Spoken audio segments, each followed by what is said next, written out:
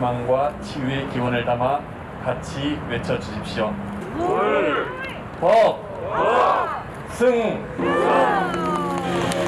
서울시청 앞 광장에 조성된 미륵사지 석탑 봉축 등이 환하게 불을 밝혔습니다.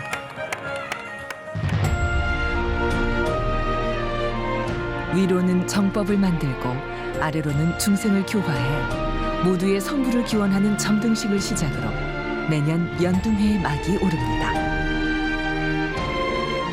전국 사찰 곳곳에 밝혀진 희망과 치유의 연등은 다시 건강하고 활기찬 일상으로 돌아가기를 바라고 있죠. 5월의 거리를 밝히며 곳곳에 수놓인 연등은 코로나19로 침체된 시민들의 힐링 포인트. 모두가 힘겨운 나날을 보내며 평범한 일상의 소중함을 느끼던 어느 날 아주 반가운 소식이 찾아왔습니다.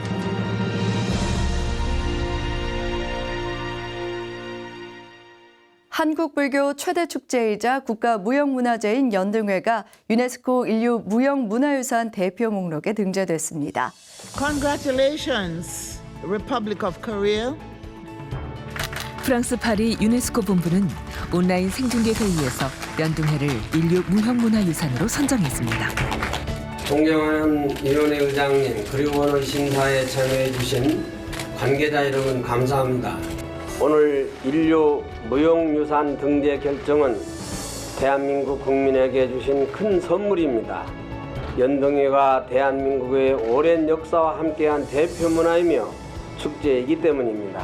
어둠을 밝혀 행복한 세상을 기원하는 연등회의 공동체 정신을 통해 코로나19가 빨리 극복되기를 바랍니다. 그리하여 내년 대한민국에서 개최되는 연등회에서 여러분을 만나기를 희망합니다. 연등회의 가치를 인정받은 역사적인 날, 환희가 넘쳤습니다.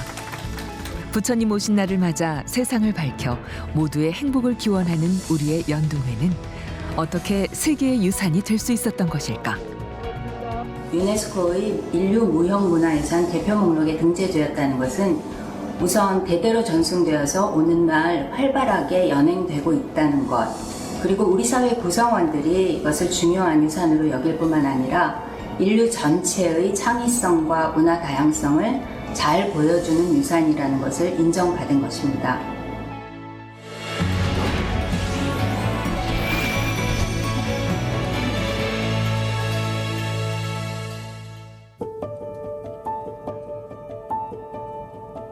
유네스코 인류 무형유산 등재를 기념해 마음과 세상을 밝히는 연등회 특별전이 열렸습니다.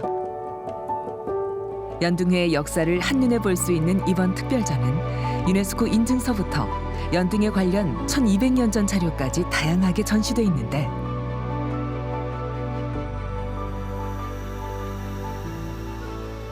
가난한 여인의 등불.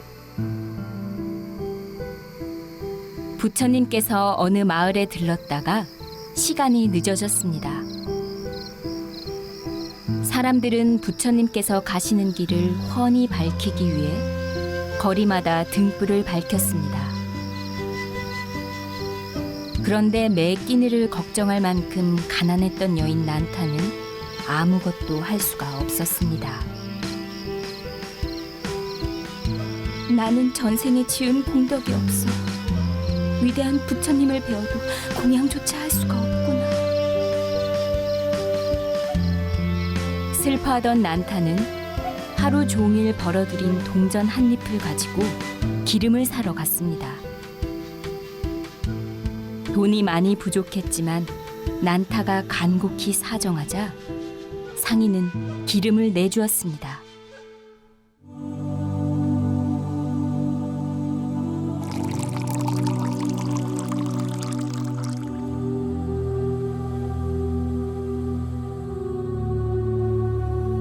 난타는 겨우 마련한 초라한 등잔에 심지를 박아 등불을 밝혔습니다. 부처님, 저는 가난하여 이 작은 등불로 부처님께 공양합니다. 이 공덕으로 제가 다음 생에는 지혜의 광명을 얻어 일체 중생의 어두움을 없애게 해주십시오. 그런데 이상한 일이 벌어졌습니다. 밤이 깊어 다른 등불은 다 꺼졌으나 난타의 등불만은 꺼지지 않고 오히려 더 밝게 비추었습니다.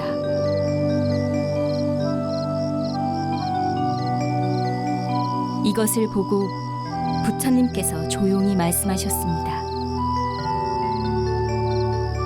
이 등불은 가난하지만 마음 착한 여인이 지극한 정성으로 일체 중생을 모두 건지려고 큰 마음을 내어 보시한 등불이다.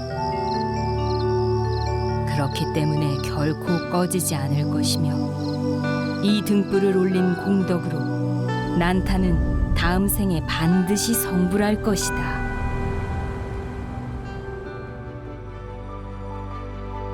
이 중 주목할 것 중 하나가 다양한 보시와 공덕 이야기가 수록되어 있는 근본설 일체 유부 비나야 약사입니다.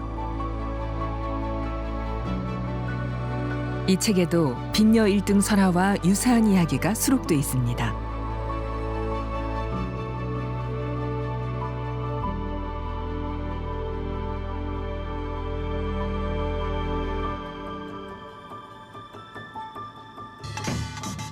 어둠을 밝히는 연등을 보며 마음의 등을 밝히는 일은 이 땅에 불교가 뿌리내린 후로 꺼짐없이 시대와 세대로 이어졌습니다. 세계적으로 수천 개가 넘는 축제가 있지만 1200년 역사를 가진 축제는 연등회가 유일하죠. 우리나라에서 21번째 세계 무형문화유산이 된 연등회. 연등회라는 유구한 역사와 아름다운 전통을 가진 것만으로도 우리는 문화민족임을 자부할 수 있습니다. 연등회는 고대 인도에서 시작돼 불교 전파와 함께 중국을 통해 통일신라로 전해졌는데 연등회와 관련된 최초의 기록은 삼국사기 경문왕편에 나와 있습니다. 경문왕 6년 정월 15일 임금이 황룡사에 행차해 연등한 것을 관람하고 백관들을 위해 잔치를 베풀었다고 기록돼 있죠. 진성여왕편에도 정월 보름에 황룡사로 행차해 연등을 보았다는 기록이 있습니다. 등을 보았다라는 의미의 간등은 1200여 년 전에 이미 사찰에서 연등회가 있었음을 짐작케 합니다. 신라 봉기를 통해서도 중국의 연등 풍속이 통일신라에 전승됐고 연등 행사가 매년 정월 15일에 있었음을 알 수 있습니다.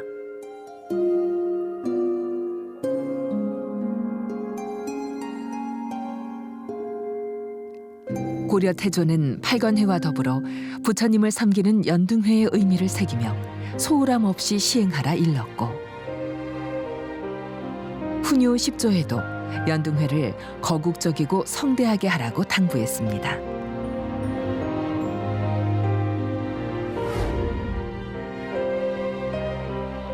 의종 21년에는 환관 백선년이 4월 초파일에 별원에서 점등하고 복을 빌었는데 왕이 밤중에 평복을 하고 구경했다는 기록이 있습니다.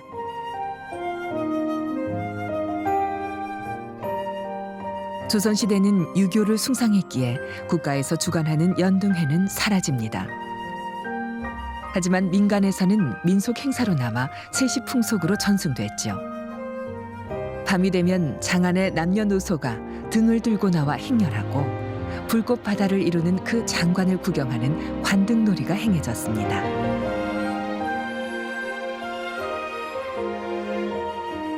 특히 남산의 잠두봉에 올라가 연등을 내려다보는 것을 1년 중 가장 큰 구경거리로 여겼으며 운종과 관등은 경도 10경에 들 정도로 장관이었답니다.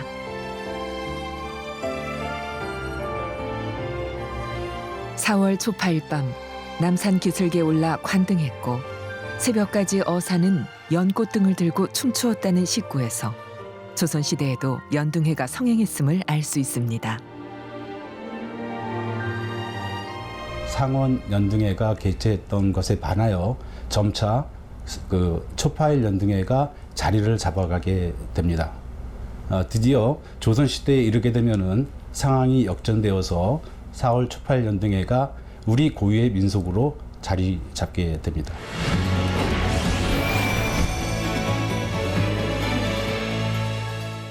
나라의 주권을 잃은 일제강점기에도 부처님 오신 날이 다가오면 갖가지 연등용 등을 만들어 종로 네거리에 등실을 세웠고 화려한 등으로 불야성을 이룬 경성 시내를 보기 위해 부녀자와 어린이들이 지방에서 올라왔다고 합니다.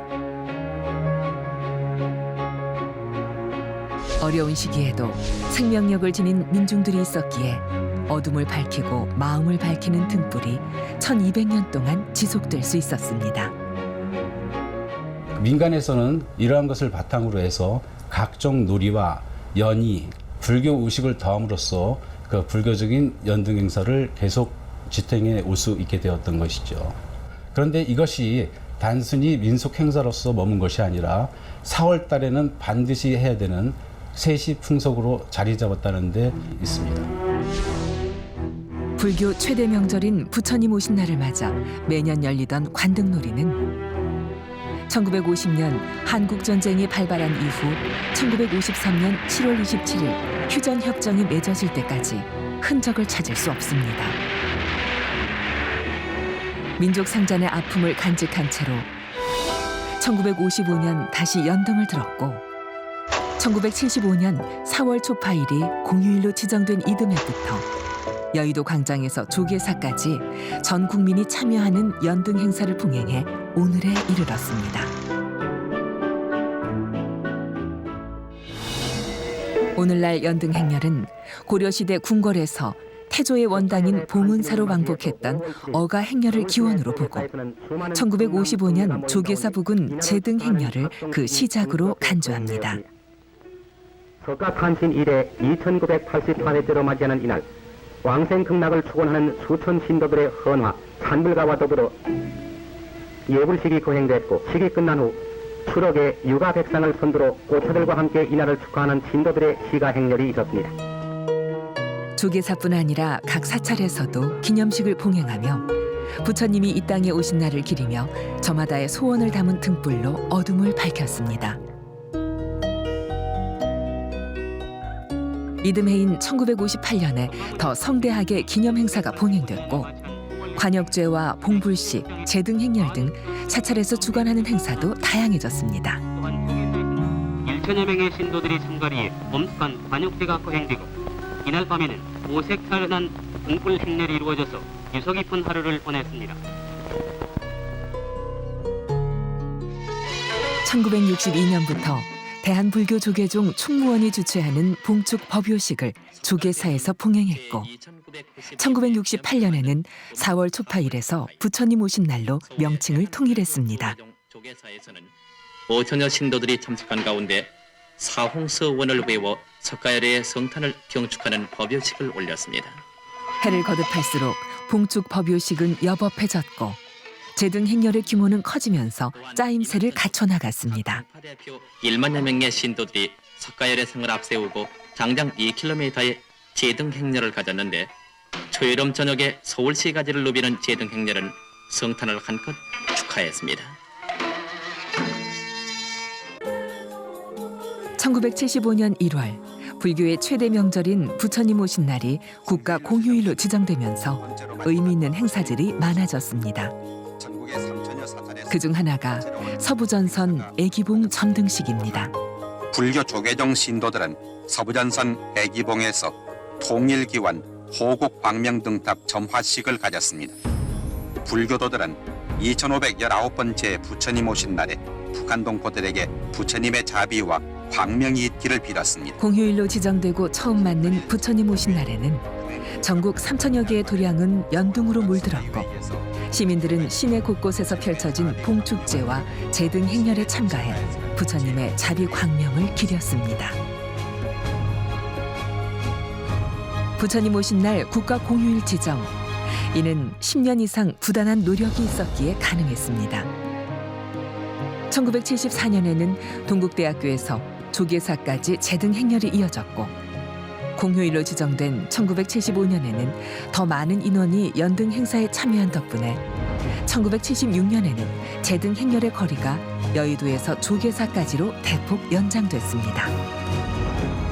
부처님 오신 날을 맞아 서울 조계사를 비롯한 전국 7천여 사찰과 암자에서는 일제히 봉축 법요식을 가져 1982년 부처님 오신 날은 중단을 추월해 수만 명에 달하는 불자가 참여한 연등 행렬이라 의미가 더 컸습니다. 단신을 경축하니까 서울 여의도 광장에서 설법회를 마친 불교 신도들은 밤늦도록 등을 밝히고 시내 중심가를 누비는 제등 행렬에 참가했습니다.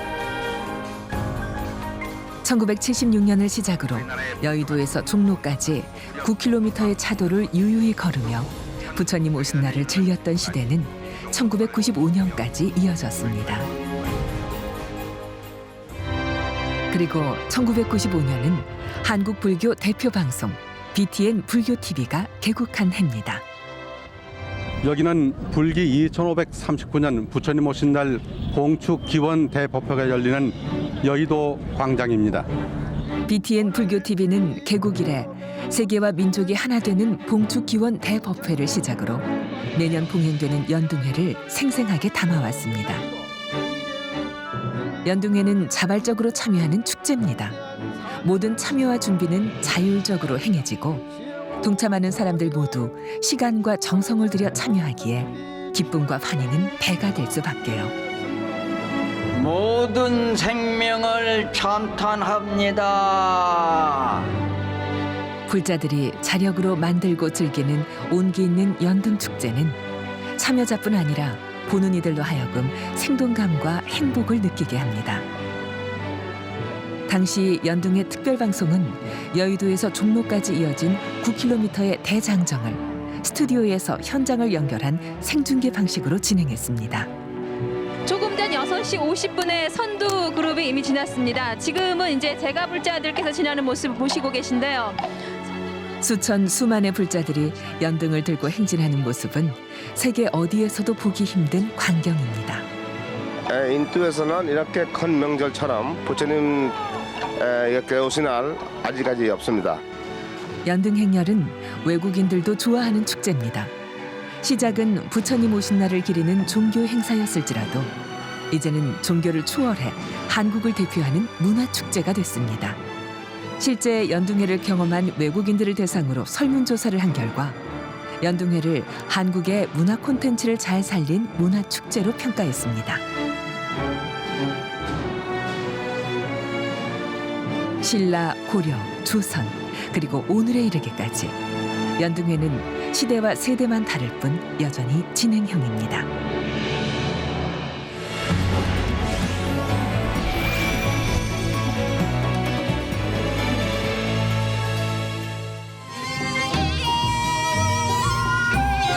연등을 손에 들고 수만의 걸음이 장단을 맞추며 걷는 연등 행렬은 언제나 보는 이의 가슴을 벅차게 합니다.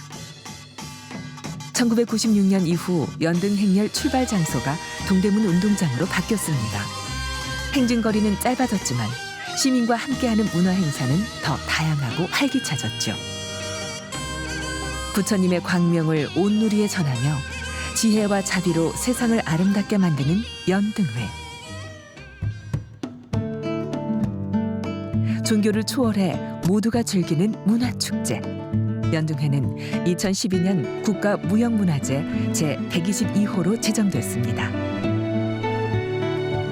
부처님의 지혜로 세상을 밝힌다는 의미에서 많은 사람들이 각양각색의 등을 들고 행렬에 참여하는 우리 무형문화유산입니다. 연등회는 종교유산으로 출발했지만 오늘날에는 종교의 경계를 넘어서 우리 사회 구성원들에게 화합과 포용의 메시지를 주는 그런 무형문화유산이 되었습니다. 연등회의 무형문화유산 등재 권고 연등회는 2011년부터 유네스코 인류 무형문화유산을 향해 힘차게 걸음을 내딛었습니다. 어려움을 나누면 반드시 코로나를 이겨낼 수 있다는 희망의 등불을 밝혀주셨습니다.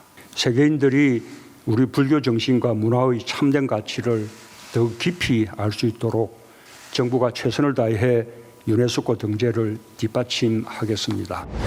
2018년 3월 등재 신청서를 제출한 이후 드디어 2020년 12월 16일 유네스코 본부에서 전 세계 회원국이 온라인으로 지켜보는 가운데 연등회가 유네스코 인류 무형문화유산으로 등재됐다는 소식을 전했습니다.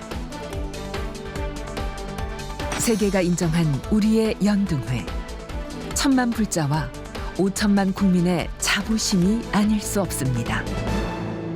여러분이 아시다시피 연등회는 불교적인 이런 성격을 갖고 있지만 보편적인 그러한 인류 모두가 즐길 수 있는 평화와 우애의 그러한 놀이입니다. 앞으로 세계인이 더 같이 즐길 수 있도록 코로나19를 극복하는 하나의 힘이 될 수 있도록 그렇게 키워나가겠습니다. 우리나라 국가무형문화재 122호 연등회는 대한민국의 불교가 전래된 이래 유구한 시간 동안 우리 민족과 함께 해온 대표적인 전통문화이며 세계 속에 한국을 알리는 선도적인 역할을 해왔습니다.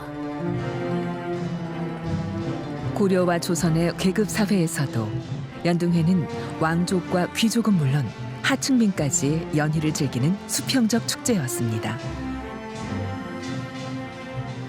오늘날에도 연등회는 봉축 대법회를 비롯해 연등 행렬, 회향 한마당까지 지위 고하, 국적, 성별을 불문하고 누구라도 어울려 즐길 수 있는 국민 대축제입니다. 마음을 밝히는 연등 행렬 장엄 등을 선두로 모두 10만여 개의 연등이 종로 거리를 수놓습니다. 어둠을 가르는 장엄 등은 세간의 이목을 집중시킬 만큼 충분히 매력적이죠. 장엄 등은 부처님께 올리기 위해 아름답게 꾸민 각종 모양의 등을 말하는데 근래에는 대형화된 등을 장엄 등이라고 부릅니다. 대형 장엄 등의 베스트는 단연 흰 코끼리, 백상일 겁니다. 마야 부인이 6개의 상아를 가진 흰 코끼리가 오른쪽 겨드랑이로 들어오는 태몽을 꾸지 않았다면 어떻게 됐을까요?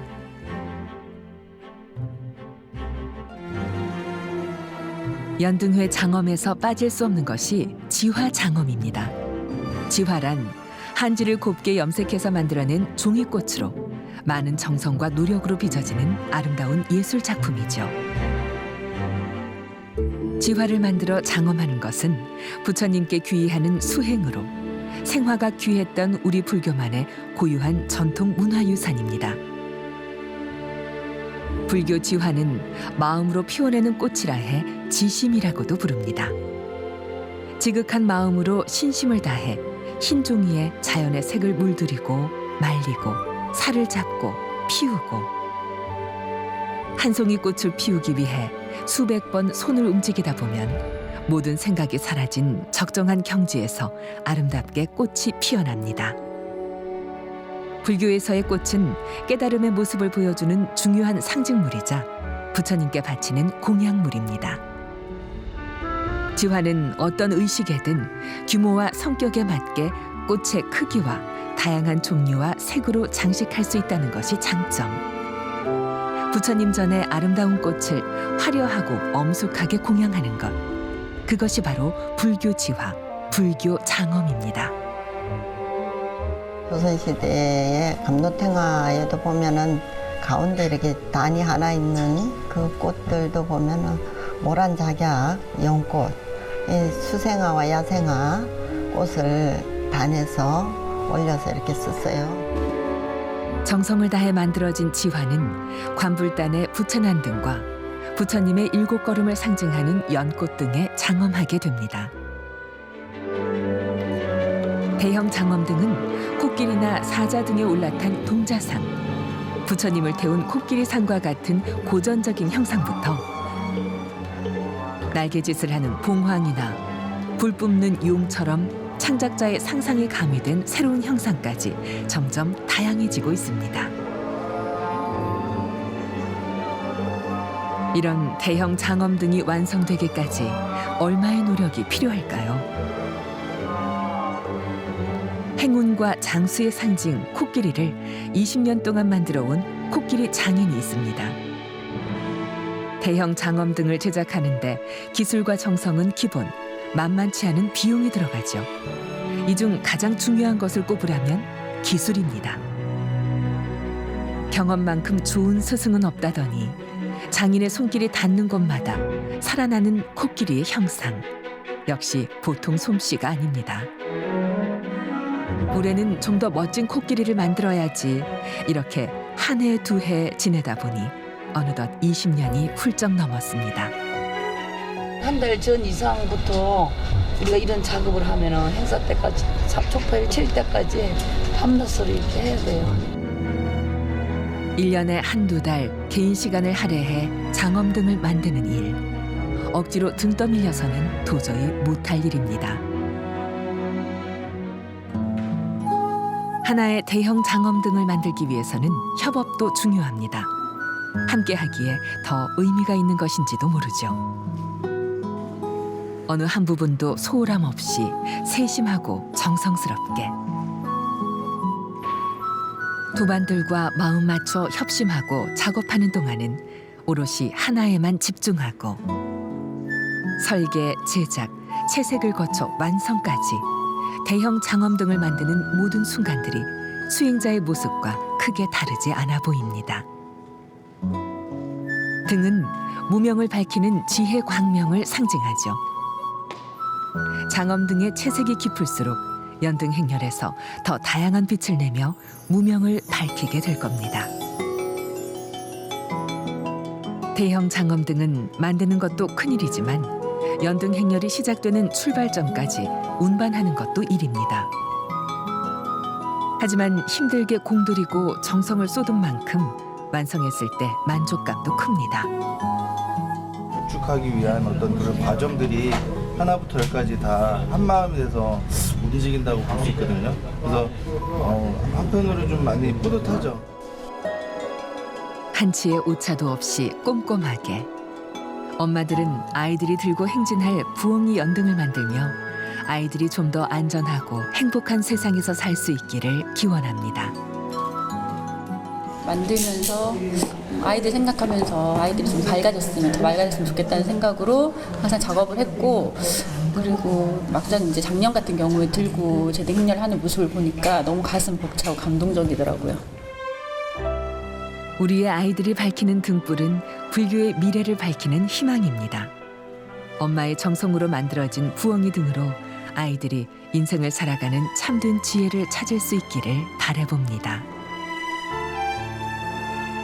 이 등을 보시는 모든 분들이 이렇게 마음이 밝아질 수 있게 그렇게 마음을 내고 조금 사회도 밝아지고 더불어 조금 우주도 밝아지길 그렇게 매일 발언하고 만들고 있었어요.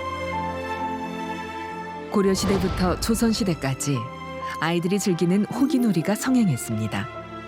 호기놀이는 아이들이 연등 만들 비용을 마련하기 위한 놀이로 종이를 잘라 등대에 매달아 길을 만들어 들고 장안을 돌아다니며 쌀이나 돈을 구하는 것을 말합니다. 그렇게 마련한 돈으로 연등을 만들어 집집마다 장대를 높이 세우고 자녀의 수대로 등을 밝혔다고 합니다. 호기놀이는 예전부터 부처님 오신 날을 맞이해서 동네 아이들이 이제 등을 만들어야 되는데 돈이 없지 않습니까? 그 이웃이라든가 근처 상점을 돌면서 쌀이라든가 돈 혹은 또 천, 배 같은 것들을 얻어서 그걸 미천으로 삼아서 등 재료를 샀던 것에서 유래하는 거거든요. 연등회는 매년 당면한 시대의 문제를 함께 고민하고 해결하자는 의미를 담아 봉축 표어를 발표해 왔습니다. 올해의 봉축 표어는 희망과 치유의 연등을 밝힙니다로 코로나19 극복을 위한 전 국민의 염원을 담았습니다. 입장! 연등회는 깨달음을 통해 지혜로운 삶을 보여주신 부처님의 탄신을 찬탄하고 세상과 사회, 우리 모두가 행복해지기를 기원하며 등을 밝히는 전통 문화입니다. 입장을 하고 있습니다. 연등의 깃발을 앞세우고 연등 행렬에 선보여질 연등회의 하이라이트, 연등 행렬이 시작되기 전 각 사찰의 신도들은 동국대학교 운동장에 모여 어울림 마당을 펼칩니다.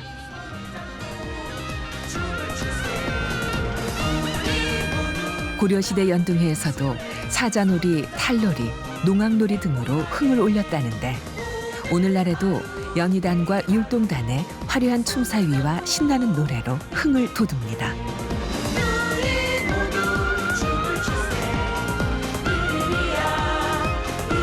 그동안 갈고 닦은 기량을 마음껏 뽐내며 너도 나도 우리 모두가 즐겁고 유쾌하게 어우러집니다.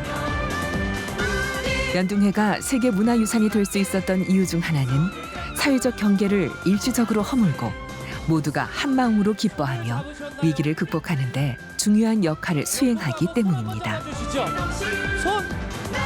모두가 시너지를 낼 수 있는 문화축제가 바로 부처님 오신 날을 맞아 봉행되는 연등회입니다.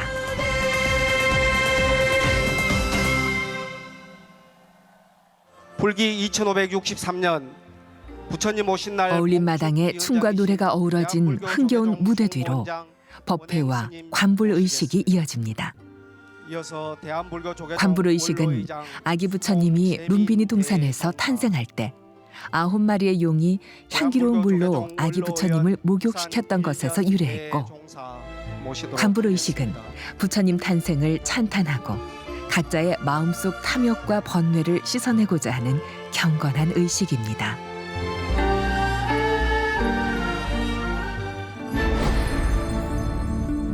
오후 7시가 되면 어울림 마당에 참여했던 인원, 그리고 연등 행렬을 준비한 사람들과 이를 지켜보려는 인파로 거리가 북적북적합니다. 연등 행렬이 시작되기 전 살짝 긴장이 감돕니다. 풍물패를 선두로 다양한 깃발이 뒤따르고 일로 왕번, 동서남북 중앙의 부처님인 오방불번 등이 취타대, 전통의장대와 함께 등장하고, 이어서 아기 부처님이 탄 가마와 사자 등에 탄 문수동자와 코끼리 등에 탄 보현동자, 그리고 범천 등과 사천왕의 화려한 대형 장엄 등이 줄을 잇습니다. 연등 행렬 선두그룹 뒤로 10만 연등의 행렬이 석가보니불 정근을 하며 뒤따르고, 평소 상습 정체로 몸살을 앓던 차도도 잠시 숨을 고르며 행차하는 대형 장엄 등과 10만 연등 행렬을 묵묵히 지켜봅니다. 연등 행렬의 생생한 감동을 시청자들에게 전하기 위해 BTN 불교TV는 2011년부터 연등 행렬이 진행되는 종로에서 2원, 3원으로 연결해 생중계를 해왔습니다. 5월의 어느 밤, 종로의 거리를 환하게 밝히는 연등 행렬은 언제 봐도 감탄이 절로 나올 수밖에 없습니다. 매년 새롭게 등장하는 이색 대형 장엄 등을 보는 재미가 쏠쏠했는데, 지난해에 이어 올해까지 코로나19로 연등 행렬을 할 수 없어 안타깝기만 합니다. 저는 오늘 처음 와가지고 이렇게 연등이 종류의 다양한지 처음 알았고요. 그다음에 이렇게 많은 인원들이 또 다니시는 줄 몰랐어요. 정말 많은 경험이 되는 것 같아요, 지금요. 전 세계적으로 이게 없는 것 같아요. 그리고 이게 너무 아름답고 같이 대한민국의 불교가 같이 합해진다는 거는 너무 뜻이 있는 것 같아요. 연등 행렬에 참여하는 동안은 종파와 계파의 경계가 없어지고 오로지 화합과 상생만을 생각합니다. 형형색색 연등 물결을 지켜보는 국내외 시민들도 축제를 기념하기 위해 사진을 찍는 등 축제에 동참하는 모습을 보는 것도 뿌듯한 일입니다. 어둠이 깊게 내릴수록 연등의 빛은 더 수려하게 퍼져나갑니다. 모두 하나가 되게 하는 것, 이것이 바로 연등이 갖는 힘이 아닐까요? I don't know, but I've seen many communities coming from Buddhist communities in the country, and it seems that they are very proud of being part of this parade, so it's really nice to look at this. Beautiful, spectacular. The Korean community in New York at 7 o'clock this morning, they're probably on TV, or they're having a parade in New York, I wonder, on Saturday. 연등회는 우리나라 최고의 자발적 참여 축제입니다. 5만여 명이 1년 동안 연등을 만들어서 행렬에 참가하고 자원봉사를 하죠. 매년 약 30만 명 이상이 참여하고 외국인 참가자도 2만여 명이나 됩니다. 우리나라를 방문하는 외국인들이 다른 외국인들에게 추천하는 최고의 축제가 바로 연등축제입니다. 아름다운 한복을 입은 사람들이 크고 작은 장엄등과 함께 행진하는 모습은 물론 역동성과 폭발적인 에너지, 대한민국의 각종 민속놀이와 공연을 한 번에 볼 수 있기 때문이죠. 연등축제는 규모면에서도 세계적입니다. 서울뿐 아니라 전국 각지의 사찰에서 부처님 오신 날을 맞아 1년 동안 준비한 다양한 연등이 빛의 행렬을 이루죠. 처음 와봤는데 좋고요. 이제 조금 있으면 부처님 오신 날이니까 의미도 새길 수 있고 좋은 것 같아요. 이제 우리나라가 더 세계적으로 더 전파되는 거니까 문화가 좋은 거라고 생각합니다. 지금 다 같이 친구들이랑 보러 왔는데 너무 재밌고요. 이렇게 친구들이랑 좋은 시간 보내게 돼서 너무 좋고 앞으로 한국에 이렇게 좋은 행사가 많이 열렸으면 좋겠어요. 다양하고 세련된 디자인, 한지 위로 은은하게 빛나는 아름다운 연등은 한 번만 봐도 매료될 수밖에 없습니다. 불자들이 부처님께 귀의하며 밝힌 등은 어느덧 전 세계 사람들이 공감하는 빛이 됐습니다. I think I haven't seen this similar things in other places. I think it's my first time to see this kind of lanterns here. I thought it was a lantern that would like. I don't know. It's very pretty. It's very nice that it's a cultural thing, I guess. 연등에서 발하는 빛은 이 세상을 살아가는 중생들에게 희망의 빛이 되어주기에 보다 나은 삶이 되기를 기원하면서 늘 다음 연등 축제를 기약하게 됩니다.